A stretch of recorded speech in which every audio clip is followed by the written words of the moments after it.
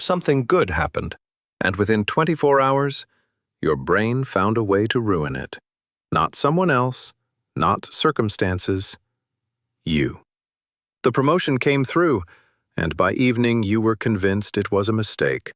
The relationship felt right, and by morning you were looking for what was wrong with it. Everything was finally okay, and something inside you couldn't leave it alone. If you know exactly what that feels like, this video is for you. It happens every time. Something shifts in your favor, a good conversation, a moment of real connection, something you've wanted for a long time finally arriving. And for a second, you feel it, that quiet, unfamiliar feeling of things being okay. But it doesn't last. Within hours, sometimes minutes, something else moves in. A low hum of anxiety, a search for what could go wrong, a voice that says, "This won't last. Something is coming. You shouldn't get used to this." And so you don't. You pull back slightly. You prepare. You start building the distance between yourself and the good thing before it can be taken away. And the happy moment, the one you waited for, passes almost before you were fully in it. Here's what's actually happening. Psychologists have a name for this. It's called the negativity bias, the brain's tendency to register and hold on to negative experiences more powerfully than positive ones. And for some people, it goes even deeper, into something researchers call fear of happiness. The clinical term is cherophobia. And it's not about not wanting to be happy.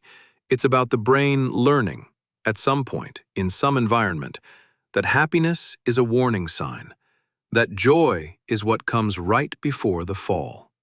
And so the nervous system responds to good things the same way it responds to threats, by preparing for impact. But here's where it gets harder. This doesn't happen randomly. It tends to happen most in people who grew up in environments where good things didn't stay good, where a happy morning was followed by an explosive afternoon, where something exciting was taken away without warning, where love felt inconsistent, there one moment, gone the next, where the pattern repeated often enough that your nervous system made a rule: when things are good, stay alert, because the drop is coming. And if you're already braced for it, it won't hurt as much. That rule made sense then. In an unpredictable environment, emotional preparedness was a form of survival. If you never fully relaxed into the good, you were never fully destroyed when it ended. So your brain learned to put a ceiling on joy, to let in enough happiness to function, but not enough to be devastated when it disappeared. And it got very good at this. So good that now, even when the environment has completely changed, even when the people around you are safe, even when there is genuinely nothing threatening the good thing, your brain still pulls the lever, still dims the lights on happiness before someone else can turn them off entirely. But here's what that means. This isn't pessimism. It's not ingratitude. It's not self-sabotage for the sake of it. It's your nervous system doing exactly what it was trained to do, protecting you from a pain that was once very real. The part of you that can't stay in happiness, that part isn't broken. That part loved you enough to learn the most important lesson it knew. Don't get too comfortable. Stay ready, because ready hurts less. That's not a flaw. That's a scar.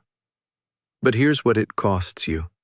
When your nervous system won't let you fully inhabit happiness, you are never fully present in your own life. You're always slightly outside the good moment, watching it, waiting for it to end, preparing your exit before the exit is necessary. The relationship that could have been joy becomes a source of constant low-level anxiety. When will they leave? What's wrong that I'm not seeing? How long until this changes? The achievement you worked for gets processed and discarded almost immediately. You feel it for a day, and then the brain moves on to the next threat, the next thing that could go wrong, the next reason this might not be real. And over time, you start to live in a permanent state of almost. Almost happy, almost okay, almost letting yourself have it, but never fully there. And the cruelest part is this: the thing you're protecting yourself from, the pain of losing something good, is already happening. Because you're already losing it. Not to circumstances, not to other people, to the part of you that refuses to arrive. But here's what I need you to understand. That vigilance, the part of you that turns down the volume on joy, it wasn't born cruel. It was born careful. Something in your past taught you that happiness had a cost, that the higher you let yourself feel, the harder the fall would be. And so a part of you decided, quietly, without asking permission, to keep you safe by keeping you low. To protect you from the devastation of losing something wonderful by never letting you fully believe it was real. That part of you didn't want to take happiness away. It wanted to make sure you survived when happiness left on its own. It was doing the only thing it knew. It loved you in the only way it had learned. But here's what that part of you doesn't know. The environment that taught you this lesson, it's not where you live anymore. The people who made happiness feel dangerous, most of them aren't in your daily life. The pattern that repeated until your nervous system memorized it, it was real then. It doesn't have to be the rule now. But your brain hasn't gotten that update. It's still running the same program, still scanning for the threat that justified the ceiling on joy, still dimming the lights in a room that no longer needs protecting. You are living in the present with a nervous system still braced for a past that ended a long time ago. So what do you do with this? You don't force yourself to be happy. You don't tell yourself to just relax and enjoy things. You don't fight the voice that says something is coming. You do something simpler.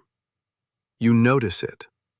The next time something good happens, and you feel that familiar pull to step back, to prepare, to dim the lights yourself before someone else does, pause for just a second and recognize what's happening.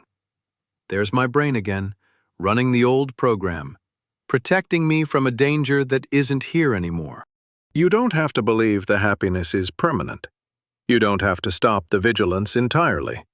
You just have to stay a little longer than you usually do. Let the good thing be good, for one more minute than your nervous system thinks is safe. That's how it changes.